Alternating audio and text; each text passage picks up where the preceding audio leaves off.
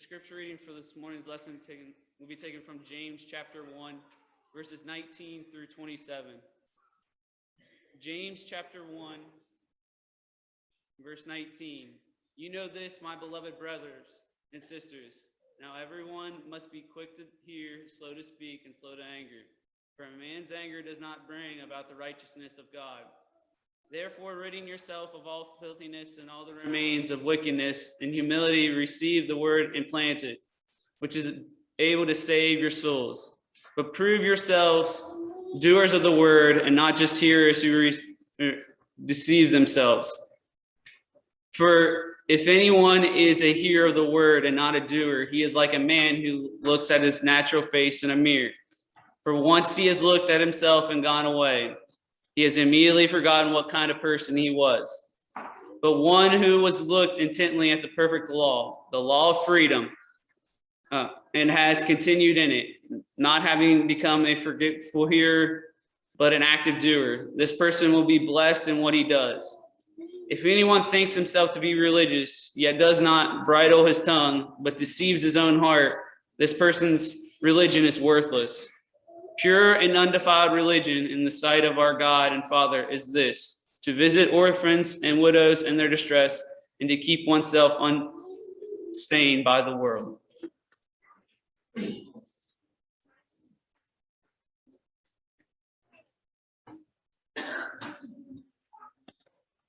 Morning, everyone. I'll try to stay here by the mic. We're having some trouble with the wireless mic, and I ordered a bunch of new batteries, but I don't wander around very much anyway. So props to Wesley for reading that. I told him about 2.5 seconds before services started. He did great. This morning, I'm going to talk a little bit about a few different things that outside of church might be a little bit controversial. And I'll talk a little bit more about this a few slides ahead. I put a little disclaimer in the lesson. But my intent this morning is to take nothing but what's written in the scriptures. I'll inject as little, if none, of my own opinions as possible. So my sermon this morning is called A Call to Arms. And obviously, Wesley read that section from James. My dad always talks about James as being the handbook for young Christians. And I think that's about as good a way as you could possibly say it. If you don't know where to go or you don't know how to be a Christian, read James and that'll give you the best structure skeleton you can think about. We'll circle back to what Wesley read in that section in a little bit. So my first slide, we've got a picture up there of a guy a lot of you people probably know, and about the other half, at least probably third, never seen him in your entire life. Again, some of it might seem a little bit political. Again, coming from me, or not coming from me, excuse me, trying my best to come from God. I'm going to talk a little bit about communication, position that you should take, and the actions that you should direct following that. So all you guys that know who Walter Cronkite is, you recognize what he said. This is, as far as I know, I'm too young to realize him. I'm too young to remember him either. But he used to say, and that's the way it is. And as far as everybody was concerned, that was the truth, right? Whatever he said, that was the truth. And all the people in here that don't know who Walter Cronkite was, they don't believe that, right? Because the news or any kind of media or any kind of information we get, the first thing we know is, I don't double check that. So find another way, or find some way that makes me feel better about it, whether or not it is the truth, because everything seems to be pretty much malleable nowadays anyways, right? Again, all the people that don't know Walter Cronkite, all we're used to is doubt. And we're just used to everything being second guessed. It might not be true. We need to look through it. You can't take anything for face value. And nowadays, there's no lack of influences that we have. There's no shortage of people that are going to tell you that there's a problem. You flip on the news, there's always something going wrong. There's never any happy news. There's never everything good going on. This is what's wrong. This is why, and this is where it comes from. X, Y, or Z, Fox News, CNN, ABC. You can get your news wherever you want. But nowadays you can pick it from whatever perspective you want. I already know that these guys are going to say what I want to hear, so I'm going to go to them anyways, right? And so these guys aren't quite the go-to they used to be. And again, we're always wondering, what's the truth? You know, where's our news coming from? Who's behind it? What's the prerogative? What's the objective? Who's trying to get you to understand this, right? Why is someone telling you this? And we're learning a little bit more that we kind of have to have that little bit of defense. You know, each individual person, we don't take it at face value anymore. Even the people that remember Walter Cronkite, we still, I don't know. I need to double check on that. I heard that on the news. Way back last February, we heard about this kooky thing coming out of China. And I remember sitting in my chair, and I was not sitting in my chair. I had a patient at the VA in Maryland. I remember him saying, he's like, what do you think about this coronavirus thing? Whatever. We get the flus come every couple of years. Stuff happens in Africa. It's never that big a deal. He says, yeah, that's what I thought too. Well, it wasn't even a week later. There was a case. I can't even remember the name of the town. I was in little tiny, my town was called Perry Point, Maryland. I lived at the very tippy top of the Chesapeake Bay. I was only 45 minutes from downtown New York. And so stuff started happening in New Rochelle. They locked that community down. The National Guard came in. Got a little bit scary. Calling back here, you guys were a little bit behind us just because it was physically so far away. But I was getting nervous before anybody else here was getting nervous. Next thing I know, the next town over beside me had the closest hospital. We had a case right smack there in the middle. Like, oh man, that's scary. The next day, a guy comes and sees me for an emergency. He goes, yeah, I tried to go to the hospital yesterday. They wouldn't let me in because they had that COVID guy there. Yes, I'm like, you were at the hospital where they had this COVID thing that nobody had, right? Now here we are a year later. A lot of us in this building have had it. We come out better the other side, right? But when stuff's going on, you don't know what to believe. You don't know what's going on. You can't understand. Stuff's scary, right? And I don't know if I can believe you or him or her, and we're all just kind of fielding it one day at a time. So again, a lot of us kind of pick what we want to hear. And I'm as guilty of this as any of my brothers. We like to listen to a lot of these political conservative guys that talk, okay? And again, I'm going to inject as little of that as possible. I'm going to try to stay close to the Bible. But you can pick what you like, right? So up here I threw Shapiro. I've got Michael Knowles, Jake and Ethan like him. He's a Catholic, so he injects a lot of Christianity more so than other people, but again, a little bit misguided. Eddie, a lot of you guys know him. He goes to Cedar Avenue. He's my partner. He's all excited that Buck Sexton took over for Rush Limbaugh. But again, you're kind of hearing what you want to hear a little bit. Still don't know, well, what's actually going on? Who's calling the shots? You know, all we can do is cross our fingers and hope that things are going the way that we think they should be going, right? Because everybody out there in politics, the leaders, people in society, the school board, you name it, everybody's got their own prerogative. And I think it was Shapiro that said this last week. There are very, very, very, very few people in the world that can realize themselves as the villain of their own story. That's a pretty profound statement. Nobody thinks they're the villain, right? You watch an old Disney cartoon, you can tell Cruella de Vil with a big red jacket wants to kill all the puppies. Yeah, she's the bad guy, but it doesn't look that way in real life. Nobody comes across as the person that wants to pervade the evil, right? Everybody thinks they're the champion of their own story. But counter, most people are the villain of their own story as well. A lot of problems that happen in your life are caused by you and only you. Obviously, the devil interjects a lot, but mankind's first decision is, I'd have done great if he wouldn't have gotten my way. Or if this wouldn't have happened, or you name it. I wouldn't have broke my ankle. I'd scored that extra basket. Very rarely is it ever internalized. But again, with these guys, all we hear is we've got a divided nation, a struggling economy. We don't have any faith in our fellow man. We didn't trust anybody back then, right? That guy came in my chair and I thought for sure he was going to give me the disease and I was going to die on the spot, right? But that's all we know anymore. We're trained to not trust anyone. How's this any different than it was back in the Bible? Well, let's look at a few examples. Solomon told us back in Ecclesiastes 1 and 9, I'm going to follow up with my projector here. Ecclesiastes 1 and 9, what has been, it is what it will be, and what has been done, it is what it will be done. There's nothing new under the sun. It's a little bit poetic, but really profound, right? And we can look all the time, all these new things that we think we're experiencing, there's pretty good parallels in the Bible. Now, we do live in a very different world than they lived back then, right? So we can't just exactly read the Bible and do what Solomon did or do what Jesus did. We can't walk out and draw in the sand or physically, right? We've got a different society, a different world. We have to navigate the internet, navigate our digital jobs. We live in a different world, per se, temporally especially, but sin is still the same sin as it's been. The politics are still politics. Leaders are still leaders. There's good kings and bad kings, just like we read about back in the Bible. Like in the Old Testament. So our society, undoubtedly, nowadays is a little less God-fearing than it used to be. And again, if you listen to these guys, usually it's all doom and gloom, and that gets pretty depressing real fast. So if you listen to this kind of media, I would recommend taking it in stride and in small doses, because it gets depressing real fast. So let's look at some examples back in the Bible.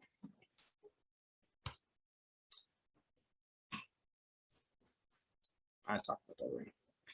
Let's look at Joshua and Caleb. I threw this one in last night. Joshua and Caleb came over. I thought it was a nice little parallel. Don't get to see those guys together too much. Numbers chapter 13 and verse 17. Everything's posted behind me on either one of the TVs and everything that I took from the New American Standard Version. Numbers 13 and 17 says, when Moses sent them to spy on the land of Canaan, he said to them, go up there into the Negev, and then go to the hill country and see what the land is like, whether the people go who live are strong or weak, whether there are few or many. Fast forward a few verses down to 13 and 27 when they come back. So this is referring to the spies, Joshua and Caleb, and the ones that Moses sent out to check the land of Canaan. So they reported to him and said, we came to the land that you sent us, and certainly it does flow with milk and honey, and that is its fruit. Nevertheless, the people who live in the land are strong, the cities are fortified and very large, and indeed, we saw the descendants of Anak there. Amalek is living in the land of the Negev, and the Hittites and the Jebusites and the Amorites are living in the hill country, and the Canaanites are living by the sea and the side of the Jordan. And Caleb quieted the people before Moses and said, we should by all means go up and take possession of it. We will certainly prevail over it. But the men who had gone up with him had said, we are not able to go up against these people because they're too strong for us. So they brought a bad report to the land which they had spied out to the sons of Israel, saying, the land through which we have gone to spy out is a land that devours its inhabitants. And all the people from whom we saw are great or of great stature. Sounds kind of familiar.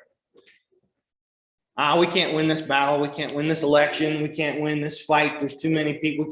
We can't go into the school building and talk about this or that because there's just too many people or people with too much power that they're going to win. We shouldn't even fight this fight because we can't win, right? But we see what happened to the couple guys that trusted in God, right? They said, well, yeah, they're big, but we've got God, so we can take them. They had every reason to be afraid of these guys. The odds were against them, but they still believed and trusted in God. And we see a little bit further in the next chapter, Numbers chapter 14 and verse 30, that God rewarded them for that. They were the only two of their age category that got to go into the land of milk and honey. God rewarded them for their bravery, even against all odds. Let's look at another example. Paul and Silas. Acts chapter 16 and verse 19. But when our masters saw that the hope of profit was suddenly gone, they seized Paul and Silas and dragged them into the marketplace before the authorities. And they had brought them to the chief magistrates and said, these men, Jews as they are causing our city trouble. And they are proclaiming the customs that are not lawful for us to accept to our practice since we are Romans. Skip forward to verse 25. Now about midnight, Paul and Silas were praying and singing hymns, praise to God, and the prisoners were listening to them. And suddenly there was a great earthquake, so the foundations of the prison were shaken. And immediately all doors were open, and everyone's chains were unfastened. When the jailer awoke and saw the prison doors opened, he drew his sword and was about to kill himself, thinking that the prisoners had escaped. But Paul called out with a loud voice, saying, do not harm yourself, for we are here. And the jailer asked for the lights to be rushed in, and trembling in fear, he fell down before Paul and Silas. And after he brought them out, he said, sirs, what must I do to be saved? What happened? Just a couple verses right there. Paul and Silas locked up in jail. Pretty bad shape back then. They don't have the same prisons we have nowadays. Prison's rough today, as far as I know. I never hope to go. I'm going to try to keep my nose clean. I don't want to find out, but they had it even worse. These guys were locked in a stone dungeon with shackles. Pretty good place to be sad. Even still, they kept their faith. Not only did they keep their faith, but they displayed it to everybody else in the prison so they could hear. What did God do? He delivered them out of there. Because they showed that bravery, that courage, or the lack of being discouraged, God delivered them out of the prison. Not only that, meanwhile, that was a method for them to win another soul to God. Two different things happened out of that. Not only did they show their bravery to everyone else, and they showed God the respect that he deserves, they got a 2-for-1 deal. And the jailer, as you read, goes on to obey the gospel. So let's circle back to us for a little bit. What kind of adversity we have right now? Well, big problem. The entire Western world right now is focused on language. How you say things, what you say, who you obey, who you offend. That's a big one right now, right? Who you offend. They want you to comply to the mob rules, right? This is the big group. This is how you're supposed to talk. This is what you're going to say. This is who you believe. This is the truth. We're telling you the truth, okay? Whatever you know, forget what you know. This is the truth now, right? I'm up there. I've got my next note says that people are being ostracized and persecuted. And when I was a kid, we talked about people overseas, right? We hear about people overseas that are being persecuted for their faith. And that's still the truth, right? We're not to the point in our country where we have to physically worry about our freedom. A lot of guys in here, every time they get up to the pulpit, thank you, God, for our freedom that we have in this country to worship you freely without persecution, okay? But it's getting a little bit funny in our country right now. The persecution's not exactly physical yet, hopefully never, but people are getting to the point where they're losing their jobs because they won't comply with these things. Now, whether or not it's their own prerogative for whatever reason, or there's a lot of Christians getting in trouble. And it's really easy to just sit back and say, well, it'll be okay. And it will, just like we just read, like with Paul and Silas and with Josh and Caleb. But at the same time, those 4 people took action. They didn't just sit back and watch it happen and they said, God will take care of it. They said that out loud and they made sure everybody else knew, hey, God will take care of it. Lucky for us, Jesus went through something really specific. I stumbled across this yesterday. I think I've read it before, but it didn't seem as profound to me. Hopefully I give nobody flashbacks with the washing the dishes. Or feel like we're out of COVID, but again, we see lots of our brothers and sisters in Christ are still struggling. So we need to say a special prayer for Dan and Selena right now. Luke chapter 11, verse 37. Now when he had spoken, a Pharisee asked him to have lunch with him. And he went in and reclined at the table. When the Pharisee saw this, he was surprised that Jesus had not first ceremonially washed before the meal. But the Lord said to him, now you Pharisees clean the outside of your cup and dish, but your inside is full of greed and wickedness. You foolish ones, did he who made an outside not make the inside also? But give that which is within a charitable gift, and then all things clean for you. That sounds really similar to stuff that's going on right now, right? You have to say it this way, or use these pronouns, or talk to this person indirectly, or you can't say that, or you have to say this, right? But Jesus said, you guys are all concerned about doing this correctly and not offending God or whatever, doing your ceremony, but it's empty, right? You don't have any meaning behind it. You don't care why you're doing it. You just know that as long as I say these things, do these things in this order, follow the recipe, I'm going to be okay. And Jesus said, that's not what it's about. If you don't even understand what you're trying to cook, the recipe doesn't mean anything. This is maybe where it might get a little bit political, but again, trying not to adjust that. So in our culture right now, there's something very similar to this called virtue signaling, okay? I'm not going to make any statement about what happened to George Floyd. It was a tragedy. It's a bad thing. I'm not going to say anything about whether people need to take sides or what happened. I'm not saying he didn't deserve to get arrested. I'm not saying he wasn't doing anything bad. I'm not saying anything about police brutality, okay? But what happened when he died is everybody took to the internet and they put these little black squares. And the younger people, they saw this live. But for the older people that don't understand social media quite as well, companies, individuals, celebrities, they all put these little black squares. I have a laser. On the big one right there. So these are supposed to be pictures of their faces, but instead they put these little black squares and that said, I stand with the people who are against George Floyd, right? And that really didn't mean a whole lot of anything, okay? They weren't involved. They just decided that I need to be a part of the tribe. I need to get on the right side of this. I need to prove that I'm this and not this, right? But it was all about put that out there. And the people that really didn't care, defensively, I don't want to lose my job. I don't want to get in trouble. I'm gonna put this black square on the internet, just like the Pharisees did, right? I'm gonna go through the ceremony just so I can prove that I'm doing the right thing and I'm following the recipe and I can keep my nose to the ground. Same thing with Pride Month. We see this once a year. People that really don't really have any reason or business to get involved in that. They don't have any opinion one way or the other. Their companies shouldn't really matter. Coca-Cola, or AT&T, an internet provider, Levi jeans, Gap shirts. They just do it to prove I'm part of the tribe, I'm following what I should be doing, and just leave me out of it, right? And the companies and individuals, CEOs, Christians that are avoiding this stuff, they're the ones being ostracized. This is happening in our country right now. It's not going to happen to the majority of us right here because none of us are high-profile CEOs for Coke or Chick-fil-A specifically. That's one that gets in trouble all the time. But it's getting carried away. It'd be real easy to sit back and say, okay, well, whatever. That's not my battle. Let somebody else fight it. It's easy to just kind of blend in, right? Let it go.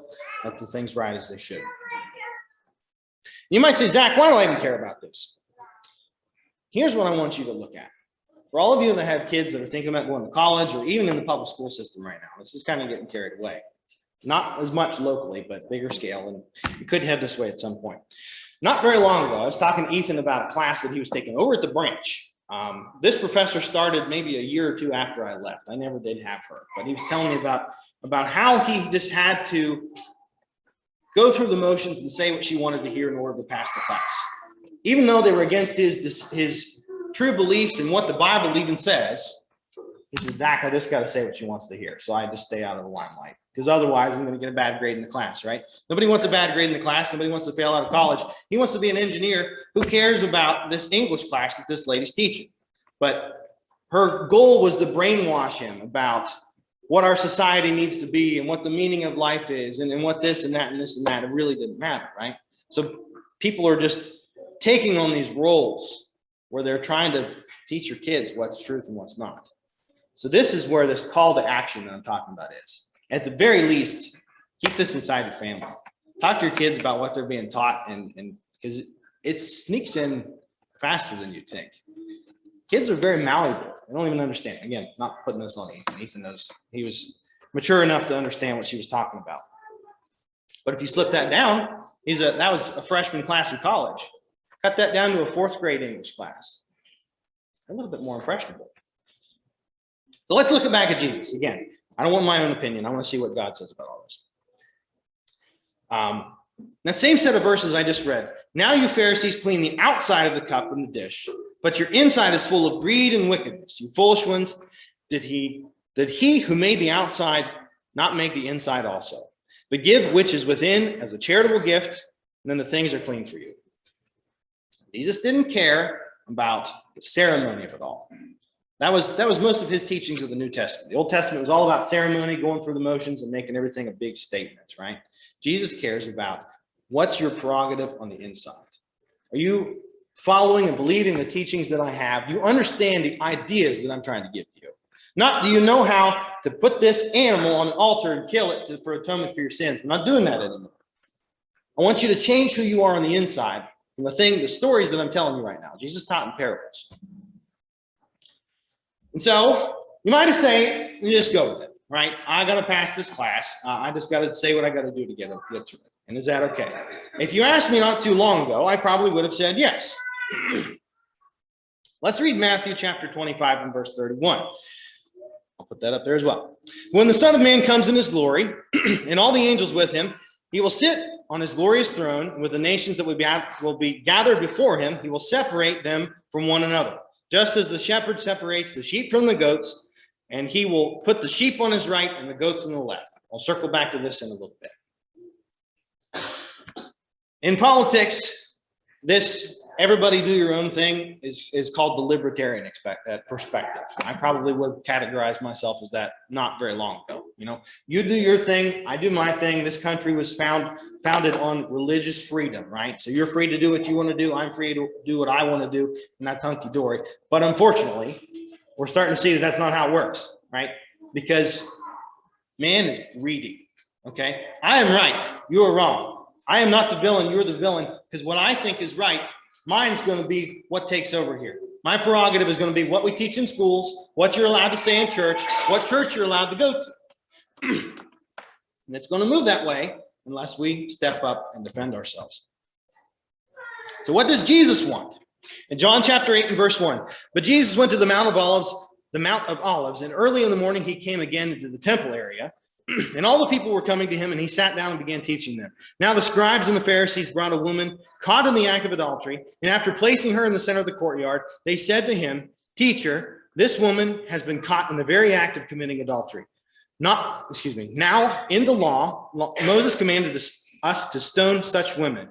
Then what do you say?" Pick up in verse 6.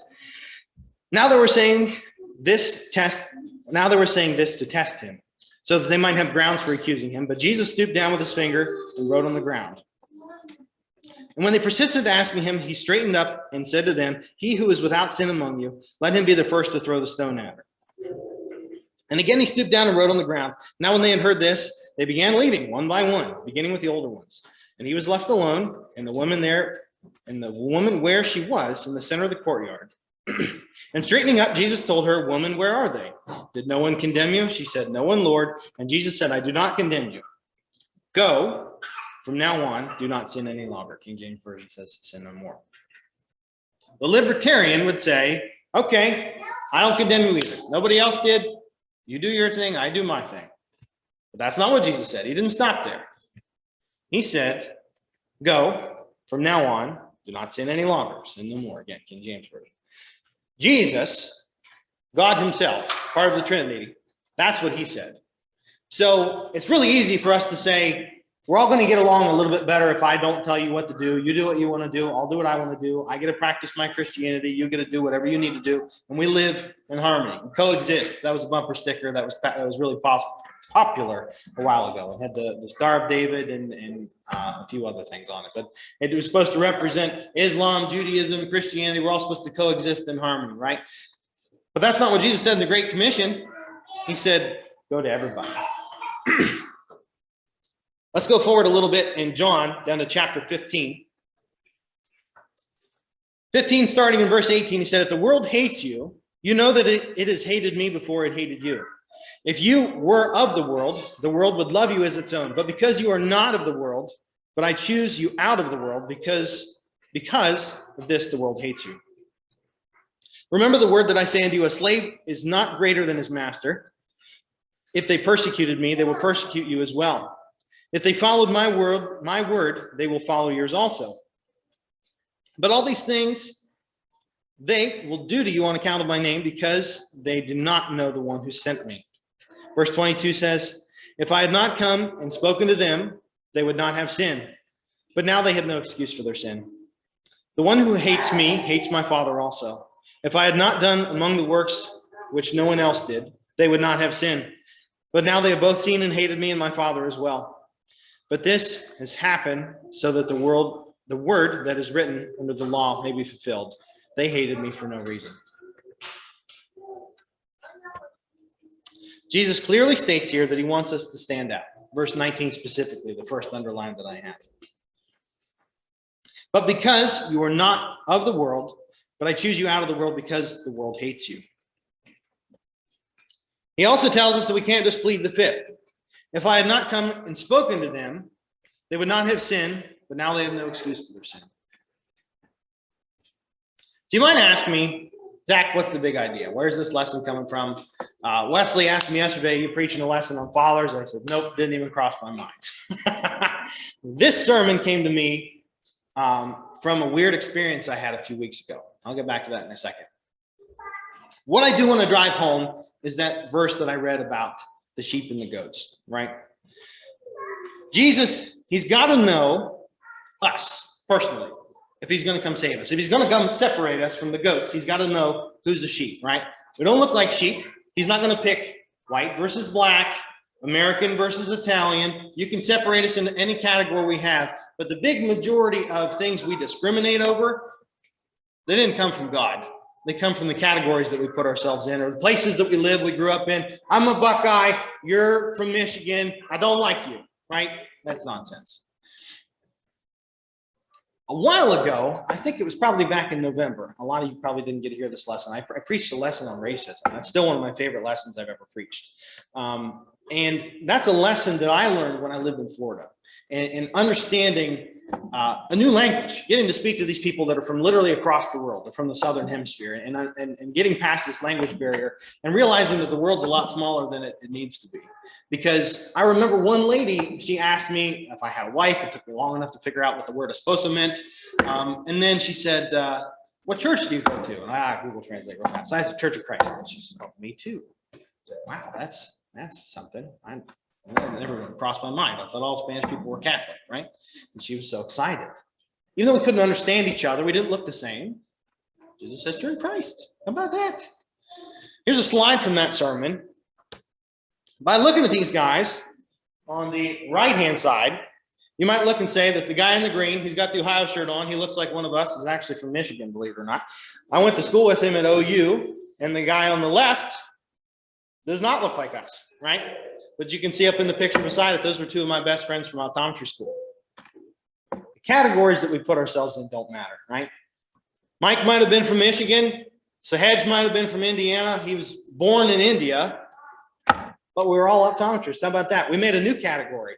We're all three in the same one. It doesn't matter. That's not going to be what gets us to heaven, right? So what did Jesus say? Why am I asking about all this? He talked about the sheep and the goats. The lesson I want to drive home this morning is I want you to identify yourself as a sheep so Jesus knows how to pick you out when judgment day comes.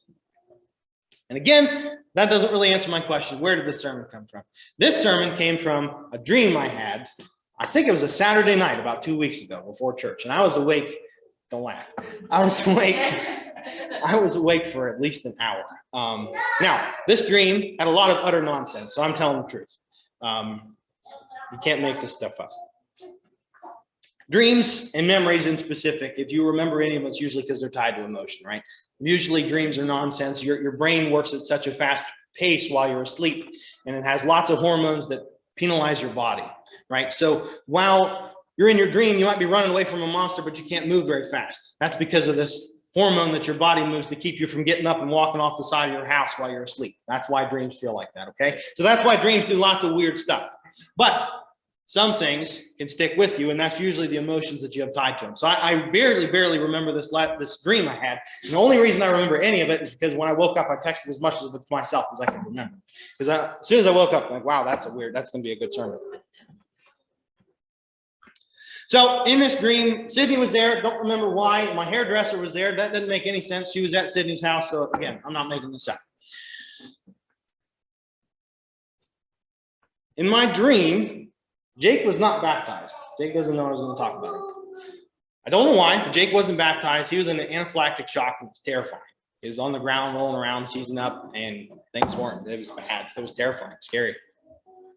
And he said, Zach, I want to get baptized. I said, okay, we need to get this done. We need to get you out of anaphylaxis. Again, you can't talk while you're in anaphylaxis, so it doesn't make any sense. But it was freaky, right? So I think, okay, we need to get this sorted out. We need to get Jake baptized. And all of a sudden, Jake's like, no, I came out of it. I'm good. I'm okay. I'm all right. We're good. And then all of a sudden, Jake dies in a car crash. This happens in a matter of like 3 seconds in the dream is what it feels like. And again, it doesn't make any sense. But Jake was gone. Jake wasn't baptized. Not true. Obviously, he is. But I woke up not with this adrenaline fear that I'm in the middle of a car crash or I witnessed a car crash, but just this unsettling pit in my stomach that Jake was gone and he refused to get baptized and it was too late. Because when it was done, it was done. And this doesn't tie into the rest of my sermon very well, but this really stuck with me. And what I want to use this is to drive home that point. I want you to be one of the sheep. And if you're not one of the sheep, you're going to be a goat. And Jesus isn't going to know who you are. He's not going to be able to pull you out of the crowd when it's time. You don't get any takebacks, unfortunately. No matter how ceremonious your death is, whether you blow up in a fiery car crash like Jake did, or you did not, but like you did in my dream, or you go peacefully in your sleep, once you're gone, you're gone. That's it. Mark 16:16 says, the one who has believed and has been baptized will be saved. The one who has believed not will be condemned. Pretty plain and simple. There's not a whole lot of gray area right there. John 15 and verse 18 said, returning to what we talked about before, but if the world hates you, you will know that it has hated me before it hated you. If you were of the world, the world would love you as its own. But because you are not of the world, I choose you out of the world. Because of this, the world will hate you. The world hates you. Lastly, in Matthew 10 and verse 32, therefore, anyone who confesses me before people, I will confess him before my Father who is in heaven. But whoever denies me before people, I will deny him before my Father who is in heaven. That's what I'm getting at this morning. It's really easy to sit back, plead the fifth, keep your mouth shut. But Jesus said, I want you to speak out. I want people to know who you are. I want people to know what you believe. And that's what that verse means. And one more time to circle back. Jesus has to know us to save us. If we go with the flow, if we blend in, we might be mistaken for one of those goats. It's not going to be our skin color. It's not that picture of Sahej and Mike up there. It doesn't matter where you're from, what you look like. It's not going to be your job, whether you're a CEO or you dig ditches for a living. It's not going to be your success or your lack of success that gets you to heaven. None of that stuff matters to God. What matters is that you identified yourself as a sheep. And as we read there in Mark 16 and 16, the only way to do that is to be baptized for the remission of your sins. And with that, the lesson's yours. If you have any need this morning to be baptized, we'd be more than happy to do that before the service is over. We'd be happy to do it after service is over. Give me a call. We'll do it any day or night of the week this week. Also, if you feel like you've done something to turn yourself back into a goat, if you feel like you need to repent for the sins that you've brought reproach upon the church, we ask you to come forward or reach out to one of the elders or another Christian, and somebody will pray for you. Please come as we stand and sing.